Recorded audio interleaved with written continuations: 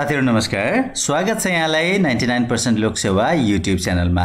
आज हामी मिति 2079 साल असारको 15, 16 र 17 गते गोरखापत्र तथा कान्तिपुर दैनिकमा छापिएका लोकसेवासँग सम्बन्धित समसामयिक राष्ट्रिय तथा अन्तर्राष्ट्रिय घटनाक्रमहरूको सङ्गालो डेली करेन्ट एफेयर्स साथै लेखनसिपका लागि महत्त्वपूर्ण मानिने सम्पादकीय तथा लेख समेटिएको यस भिडियो लिएर जुटेका छौं। खास गरी हिजो र अस्ति 2 दिन चाहिँ हामीले यो रेगुलर चलाउन सकेका थिएनौं। अस्ति बुधबारको गोरखापत्रको तयारी गरेका थियौं भने हिजो चाहिँ हामी पाक्षिक करेन्ट एफेयर्स हरेक 15-15 दिनमा हाम्रो च्यानलमा गएर हेर्न सक्नुहुन्छ। हरेक महिनाको 15-15 दिनमा हरेक दिन भएका घटनाक्रमहरूको त्यो भिडियो ल्याएको कारणले आज चाहिँ हामी हिजो, अस्ति र आज तीनै दिनका गोरखापत्र तथा कान्तिपुर दैनिकमा छापिएका महत्त्वपूर्ण मानिने लेख तथा समाचारहरू लिएर जुटेका छौं। आज खास गरी 7 वटा समाचार रहेका छन्। चालु अधिवेशनले प्रदेशको नामाकरण टुङ्ग्याउने प्रदेश 1 को समाचार हो यो। त्यस्तै एकीकृत कारोबार सुरु हुने भन्ने यो नेभल बैंक र नेपाल बंगलादेश बैंकको कुरा हो। आधा दर्जन देशबाट आउँछ चामल भन्ने अर्को कुरा भयो। त्यस्तै सार्वजनिक ऋणको शासन नेपालमा हाल कस्तो रहेको छ भन्ने कुरा। त्यस्तै अर्को समाचार छ कानुन नहुँदा रेलका संरचना जोगाउन मुस्किल। अनि अर्को न्यूज छ जुटाउने नाममा फेरी फुड भन्ने यो पार्टी फुटेको घटना छ यहाँनेर। त्यस्तै आर्थिक अनुशासनमा ध्यान दिन आग्रह महालेखा परीक्षकको वार्षिक प्रतिवेदनको कुरा छ। त्यस्तै गएर बहसमा सार्कको भविष्य भन्ने आजको लेख कान्तिपुर दैनिकमा छापिएको श्याम प्रसाद मैनालीले लेख्नु भएको। सुरु गरौं पहिलो न्यूजबाट। चालु अधिवेशनले प्रदेशको नामाकरण टुङ्ग्याउने भन्ने प्रदेश 1 का यातायात तथा सञ्चार मन्त्री उपेन्द्र प्रसाद घिमिरेले चालु वर्ष अधिवेशनले प्रदेशको नामाकरणको विषय टुङ्ग्याउनु बताउनु भएको छ। नेपाल पत्रकार महासंघ मोरङ शाखाले लेटाङमा सुरु गरेको 3 दिवसीय मल्टिमिडिया सम्बन्धी तालिमको उद्घाटन गर्दै मन्त्री घिमिरेले सो कुरा बताउनु भएको हो। मन्त्री घिमिरेले भन्नुभयो, बजेट पारित गरेपछि प्रदेश सभाको मुख्य काम प्रदेशको नामाकरण गर्ने हुन्छ। सकेसम्म सहमतिका आधारमा नाम तय हुनेछ भनेर भन्नुभएको छ।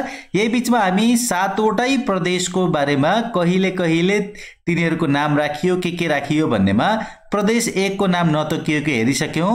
प्रदेश 2 को नाम मधेस प्रदेश राखिएको छ। कहिले भन्दा 2078 को माघ 3 गते, सबैभन्दा पछाडि यही हो 2078 मा।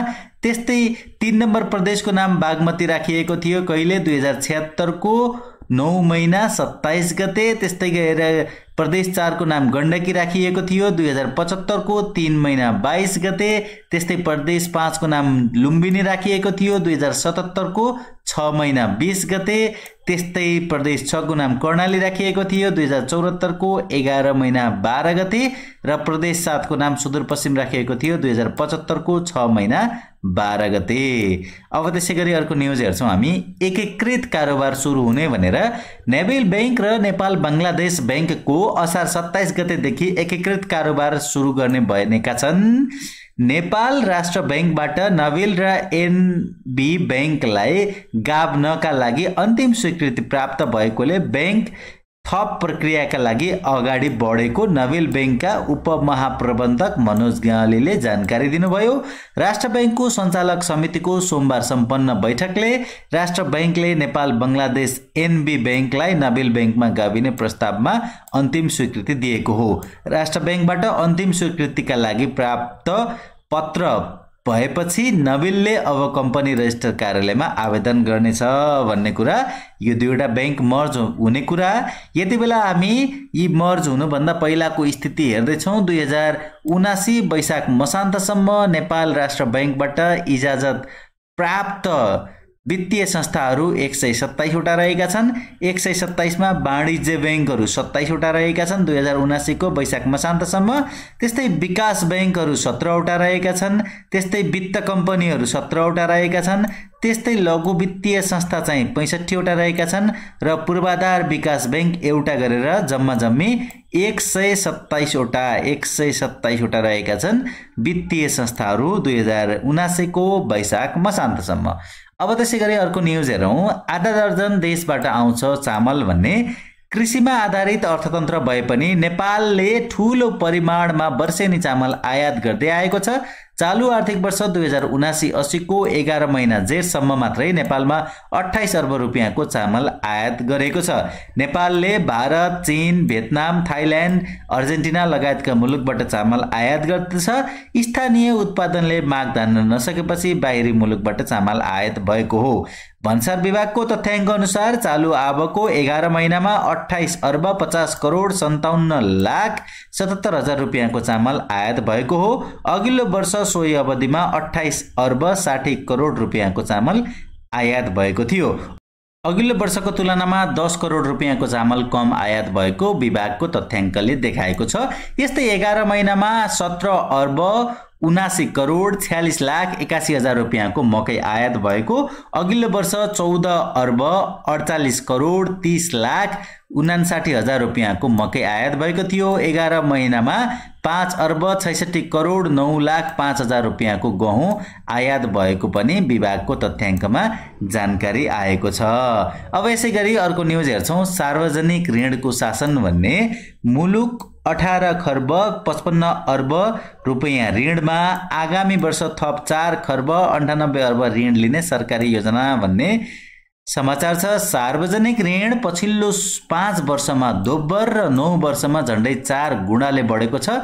दशकको सुरुवातमा 5.5 खर्ब रुपियाँ बराबरको सार्वजनिक ऋण थियो। मध्यतिर यो 9 खर्ब पुग्यो र अहिले 18 खर्ब 55 अर्ब कटेको छ। आगामी आर्थिक वर्षका लागि थप 4 खर्ब 98 अर्ब ऋण उठाउने सरकारी योजना छ। निर्वाचनको वर्ष 2074 मा सार्वजनिक ऋण 9 खर्ब 17 अर्ब र अर्को वर्ष 10 खर्ब 48 अर्ब बराबर रहेकोमा तेस्रो वर्ष एकैपटक 4 खर्बले बढेर 14 खर्ब 33 अर्ब पुगेको थियो। चौथो वर्षमा 17 खर्ब 37 अर्ब पुगेको ऋण चालु आर्थिक वर्षको 9 महिनासम्म आइपुग्दा 18.5 खर्ब नागेको छ।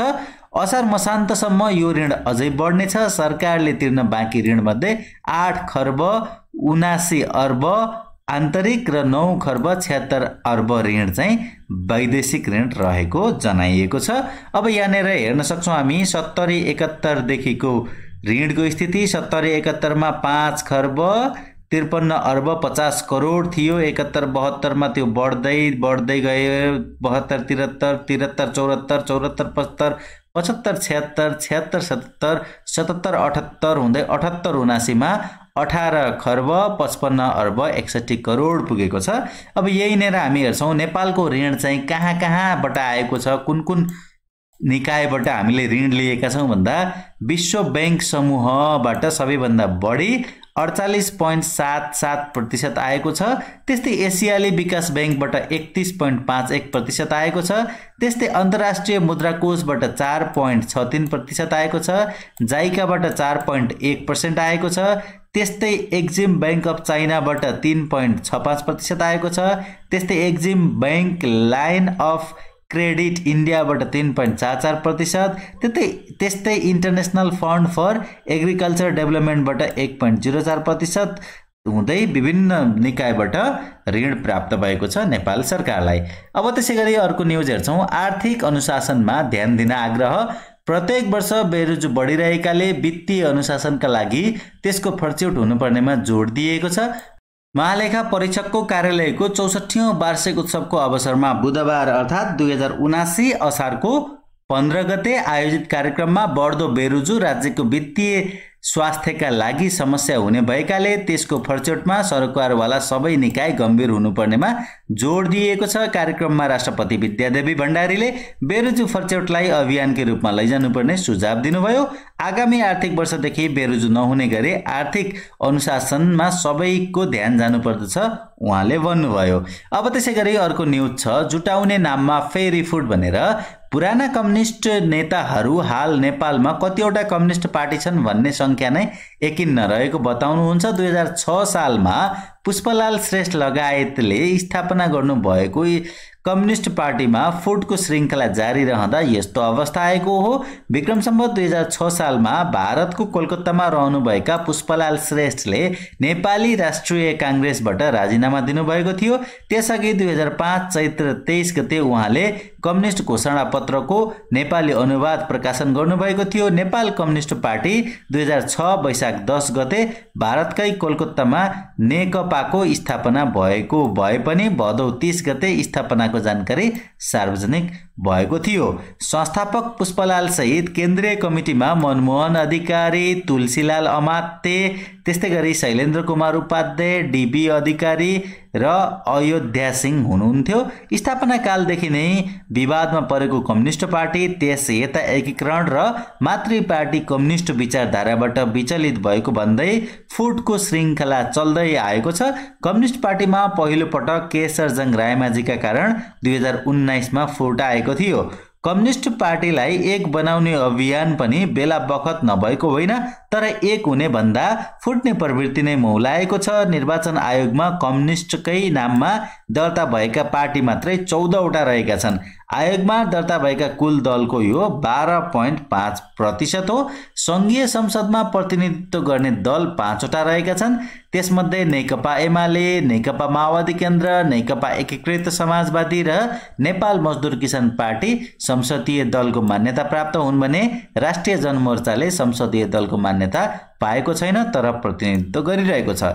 यसका अतिरिक्त कम्युनिस्ट विचारधारा बोकेका अन्य दलको नाममा कम्युनिस्ट नभए पनि आयोगमा दर्ता भएर अस्तित्वमा छन् भने कतिपय संगठन आयोगमा दर्ता भएर पनि कम्युनिस्ट विचारधारालाई आत्मसात गरेर गतिविधि गर्दै आएका छन्। मोहन वैद्य नेतृत्वले गर्नुभएको नेपाल कम्युनिस्ट पार्टी क्रान्तिकारी माओवादी, विक्रम चन्दले नेतृत्व गर्नुभएको नेपाल कम्युनिस्ट पार्टी, मोहन विक्रम सिंहले नेतृत्व गर्नुभएको नेपाल कम्युनिस्ट पार्टी मसाल अस्तित्वमा रहे पनि आयोगमा दर्ता भएका छैनन्। त्यसैगरी माओवादी जनमुक्त पार्टी नेपाल, जनताको जनवादी लगायतका दल आयोगमा दर्ता रहेका छन्। अब अर्को न्युज हेरौँ। कानुन नहुँदा रेलका संरचना जोगाउन मुस्किल भन्ने जनकपुर जयनगर खण्डमा रेल सञ्चालन आएको 2 महिना पुग्दा लाग्दा समेत रेल सेवा सम्बन्धी कानुन अझै बन्न सकेको छैन। रेल सञ्चालन सम्बन्धी व्यवस्थित कानुन नबन्दा समस्या भएको हो। नेपाल रेलवे कम्पनीका अनुसार अहिले अध्यादेशको भरमा रेल चलाइरहेका छौँ। लामो समय थन्किएका 2 वटा सेट रेल 2078 चैत्र 8 मा रेलवे अध्यादेश जारी गरेर सञ्चालनमा ल्याइएको थियो। आधिकारिक रूपमा भने गत चैत्र 19 बाट यी रेल सञ्चालनमा आएका हुन्। अध्यादेश आए पनि अहिले कानुन नहुँदा रेलमा कुनै दुर्घटना भए के गर्ने भन्ने प्रश्न रहिरहेको कम्पनीका महाप्रबन्धक निरञ्जन झा बताउँछन्। रेलमा चोरी भयो, कुनै अवैध सामान ल्याउने काम गरियो र टिकटै नकाटी कसैले यात्रा गरे के सजाय गर्ने भन्ने कानुन नहुँदा समस्या भएको छ। उनले भने अध्यादेशबाट रेल त चलिरहेको छ, तर छुट्टै कानुन नहुँदा सधैँ कसरी रेल चलाउन सकिन्छ? सुरक्षित रूपमा रेल चलाउनैका लागि पनि कानुन अपरिहार्य रहेको उनको भनाइ छ। भौतिक पूर्वाधार तथा यातायात मन्त्री रेणु कुमारी यादव पनि कानुन नभएर समस्या भएको दावी गर्छिन्। केही दिन अघि राष्ट्रिय सभाका सदस्यहरूले उठाएको प्रश्नको जवाब दिने क्रममा मन्त्री यादवले कानुन नभएका कारण भारतबाट जथाभावी सामान ल्याउने गरिएको पाइएको बताइन्। अहिले त्यसमा कडाई त गरिएको छ, तर कानुन भए जस्तो हुँदैन। उनले भनिन् कानुन भए अझ ठोस ढङ्गले नराम्रा गतिविधि रोक्न सकिन्थ्यो। रेलवे प्रतिस्थापन विधेयक 2079 असार 3 मा राष्ट्रिय सभामा दर्ता भई प्रक्रियामा अघि बढेको छ। विधेयक पास हुने बित्तिकै धेरै कानुनी अवरोध स्वतः हट्नेछन्, यादवले भनिन्। तर रेल चलाउन पटक पटक अध्यादेश ल्याइयो, तर रेल चल्न निकै सकस भयो। 2078 साल वैशाख र मङ्सिरमा मात्रै 2 वटा अध्यादेश जारी गरियो, तर दुवै अध्यादेशको समय गुज्रिँदा पनि आधिकारिक रूपमा रेल सञ्चालन भएन। पछि 2078 चैत्र 8 मा तेस्रो पटक अध्यादेश जारी गरी रेल सञ्चालनमा ल्याइएको हो। त्यस्तै यसअघि 2076 पुस 18 मा रेलवे विधेयक राष्ट्रिय सभामा दर्ता भएको थियो। 2078 साउन 27 मा राष्ट्रिय सभाबाट पारित विधेयक 2078 असोज 25 मा सरकारले फिर्ता लिएको थियो। अब यसैगरी हामी आज हेर्दैछौँ अन्तिम लेख बहसमा सार्कको भविष्य भन्ने श्याम प्रसाद मैनालीद्वारा लेखिनु भएको। अब यहाँनिर हेरौँ सार्कको बहस, खास गरी यसको भविष्यको बहस सन् 1945 देखि नै क्षेत्रीय संगठनहरू खोल्ने र यसबाट आफ्नो क्षेत्रको भलाइका लागि दत्तचित्त रहने प्रतिस्पर्धा चल्दै आएको छ। यसलाई अन्तर्राष्ट्रिय राजनीतिको एक महत्त्वपूर्ण विशेषताकै रूपमा स्वीकार गरिएको छ। भौगोलिक निकटताका आधारमा यस्ता संगठनहरू निर्माण हुँदै आएका छन्। दक्षिण एसियाली क्षेत्रीय सहयोग संगठन सार्कले क्षेत्रीय सौहार्दताको अभिवृद्धि गर्ने र सदस्य राष्ट्रहरूबीच आपसी सहयोगको प्रवर्धन गर्ने उद्देश्य लिएको छ। यस संगठनको केही समयदेखि आफ्नो अस्तित्वमै प्रश्न चिन्ह उठेको छ। यसबाट विगतमा सम्पादन गरिएका कार्यहरू सन्तोषजनक देखिएनन्। 19औं शिखर सम्मेलन पाकिस्तानमा आयोजना गर्ने निर्णय भएकोमा सदस्य राष्ट्रहरू बीचको सौहार्दता नै प्रश्न उठेका कारण आजसम्म त्यो सम्पन्न हुन सकेको छैन। 1970 मा बङ्गलादेशका निरङ्कुश शासक जनरल जियाउर रहमानले अघि सारेका यस संगठनमा प्रारम्भमै भारतले सङ्कोचन देखाएको थियो। साना साना छिमेकी देशहरू उसका विरुद्ध एक हुन यस संगठनले विविधता मञ्च तयार पार्न सक्ने सोच उसको थियो। त्यस समय भारत रणनीतिक हिसाबमा सोभियत सङ्घसँग नजिक थियो। जियाउर रहमानले पश्चिमा देशहरूसँग सौहार्दता कायम गरिराखेका थिए। भारतलाई सार्क सोभियत सङ्घ विरोधी सङ्गठन बन्न सक्ने आशंका थियो, तर छिमेकी देशहरूको पटक पटकको आग्रह पश्चात भारतले सदस्यता लिएको थियो। सार्कको सबैभन्दा शक्तिशाली देश भारत नै प्रारम्भदेखि नै यस सङ्गठनप्रति धेरै उत्साहित हुन सकेको थिएन। 30 वर्षको अवधिमा 11 पटक शिखर सम्मेलन स्थगित भएका थिए। यसका पछि द्विपक्षीय र आन्तरिक राजनीतिक निर्णय बनेको थियो। विगत 8 वर्षको अवधिमा सार्कलाई जीवन्तता दिने सोचबाट यसका सदस्यहरूले खासै तत्परता र पहल कदमी लिएका छैनन्। सार्कको भविष्य नै अनिश्चित बनेको अवस्था रहेको छ। सार्कले केही प्रष्ट देखिने गरी नतिजा प्राप्त पनि गरेको छ। विशेष गरी यी उपलब्धिहरू व्यापार व्यवसाय सुरक्षा र आर्थिक भलाइमा केन्द्रित भएका छन्। यस संगठनको प्रगतिको मार्गमा अवरोध कसरी सिर्जना हुने गरेको छ, जसले गर्दा सार्कले आफ्नो गन्तव्य समात्न सकेको छैन भन्ने विषयमा विश्लेषण गर्ने प्रयास गरिएको छ। सार्क स्थापना हुँदैको समयमा नै एकले अर्कालाई सन्देहको दृष्टिले हेर्ने स्थिति बन्यो। रणनीतिक र राजनीतिक हिसाबले विभिन्न खेमामा संलग्न रहेका सदस्यहरू संगठनभित्र देखिए। प्रत्येक सदस्य राष्ट्रको स्वार्थ पनि पृथक प्रकारका हुने नै भयो। प्रारम्भदेखि नै सदस्यका बीच पूर्ण रूपमा विश्वासको वातावरण बन्न सकेन। क्षेत्रीय संगठनका रूपमा सार्कले लिएका उद्देश्यहरू प्राप्त हुन सकेनन्। धेरैवटा समझदारी बने, कार्यान्वयनका लागि उपयुक्त संरचनाहरू, संयन्त्रहरू, प्रावधानहरू तयार पनि भए, तर राम्ररी कार्यान्वयन हुन सकेन। साप्ठालाई यस संस्थाको महत्त्वपूर्ण उपलब्धिका रूपमा लिइन्छ, तर यसको कार्यान्वयन राम्ररी हुन सकेन। सदस्य राष्ट्रहरू बीचको आपसी सौहार्दतामा समस्या देखा परेको छ। सार्कमा दुईवटा ठूला सदस्य राष्ट्रहरू भारत र पाकिस्तानका बीचको तिक्ततापूर्ण सम्बन्ध र तनावका कारण सार्कले गति लिन नसकेको हो। काठमाडौँमा सम्पन्न 2014 को शिखर सम्मेलनमा केही महत्त्वपूर्ण प्रस्ताव राख्दा पाकिस्तानकै असहमतिका कारण पारित हुन सकेनन्। भारतले प्रस्तुत गरेको एजेन्डालाई पाकिस्तानले स्वीकार नगर्ने, पाकिस्तानले पेश गरेको प्रस्तावलाई भारतले समर्थन गर्न उत्साह नदेखाउने जस्तो अवस्था देखियो। सार्कको विद्यमान निर्णयहरू सर्वसम्मतिले मात्र पारित गरिने प्रष्ट व्यवस्था छ। यो प्रावधानले गर्दा सार्कका सबै सदस्य राष्ट्रलाई भिटो पावर रहेको छ। सदस्य राष्ट्रहरूको सुरक्षा सम्बन्धी विषयमा सबै राष्ट्रले इमानदारिता देखाउन सकेनन्। विश्वासको सङ्कट देखिँदै गएको छ। सदस्य राष्ट्रहरू वा राष्ट्रले सामना गरिराखेका सुरक्षा सम्बन्धी खतराको सामूहिक रूपमा समाधान निकाल्ने सन्दर्भमा मध्यस्थता व्यवहारमा हुन सकेन। पाकिस्तानका आतंककारीहरूले त्यहाँबाट र छिमेकी देशहरू प्रवेश गरी भारतमा अप्रिय घटनाहरू घटाउँदै गएकाले आफ्नो देशलाई खतरा रहेको दाबी भारतले गरिराखेको छ। पाकिस्तानले यसलाई स्वीकार पनि गर्दैन। नियन्त्रण गर्न उत्साह समेत देखाइरहेका छैनन्। यसबाट भारतले आशंका पाकिस्तानप्रति बढ्दै गएको छ। भारत र अन्य सदस्य राष्ट्रबीच आर्थिक, भौगोलिक, सैनिक जस्ता विषयहरूका कारण विश्वलाई प्रभावित पार्ने सन्दर्भमा ठूलो विस्मात रहेको छ। यही कारणले भारतको आधिपत्य कायम रहने अवस्था सिर्जना हुने आशंकाले साना सदस्य राष्ट्र सशंकित बनेका छन्। सार्कमा हुने निर्णय सर्वसम्मतिले लिने प्रावधान छ, तर यदि सदस्य राष्ट्रहरूबीच विवाद देखिएमा त्यस्ता द्वन्द्वहरूलाई समाधान गर्ने, मध्यस्थता गर्ने कुनै पनि संरचना वा प्रावधान छैन। यस अवस्थामा द्विपक्षीय द्वन्द्वका कारण ती द्वन्द्वरत पक्षहरूलाई समझदारी कायम गराउने प्रयाससम्म पनि यस संगठनले गर्दैन।